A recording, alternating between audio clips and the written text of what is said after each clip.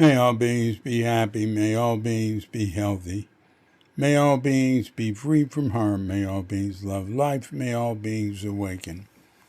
Welcome to another Cuke Audio mini podcast. I pray that you and yours are safe and comfortable, free from economic hardship, and able to get out and do whatever it is you want within the limitations of the universal precept of do as little harm as possible. Today we have another memory from the Haiku Zendo Chronicles, published in 1973. And as you know, the Haiku Zendo is where the Zen Mind Beginner's Mind lectures were given. Well, actually, they were given in the Los Altos Zendo. Haiku was built after almost all of them were given. So I just keep saying that out of habit, but it doesn't matter. we can retroactively call Marion's Living Room the Haiku Zendo too.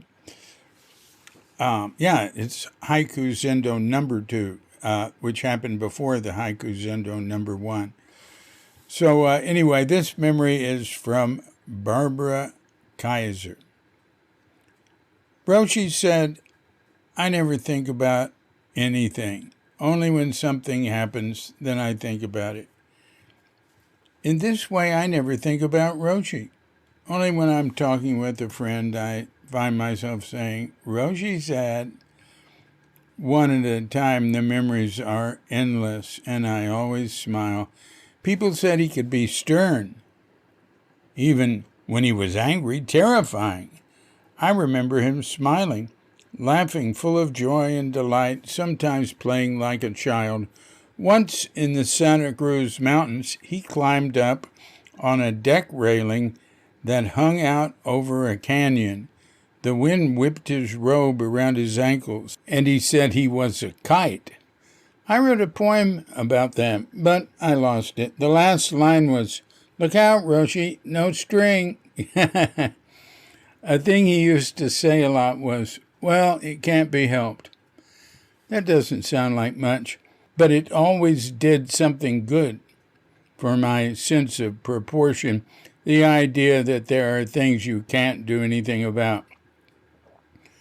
I'm inclined to think you can do something about everything and then get depressed when it doesn't work. One morning at breakfast, I got carried away with my own sudden understanding of some point of Buddhist doctrine and held forth at considerable length on the subject. When I finished, Roshi put his hands together, bowed, and said, "Thank you for the lecture. It was very good." The worst of it was that he meant it. Absolutely. I felt terrible. I promised myself that I would never open my mouth again, but naturally. In an evening lecture, Roshi talked about a woman who came to him because she would get mad and abuse her child. She wanted to know if doing zazen would get rid of her bad temper. Roshi laughed a lot about that, the idea that zazen would change anyone. He said that he used to be a very lazy boy and now he was a very lazy man. I think he meant that he took care of his laziness. So if you are greedy or confused or conceited or bad-tempered the way Roshi was lazy, you don't have much to worry about. Bitter Zen, the only sad memory. He said there is also such a thing as bitter Zen.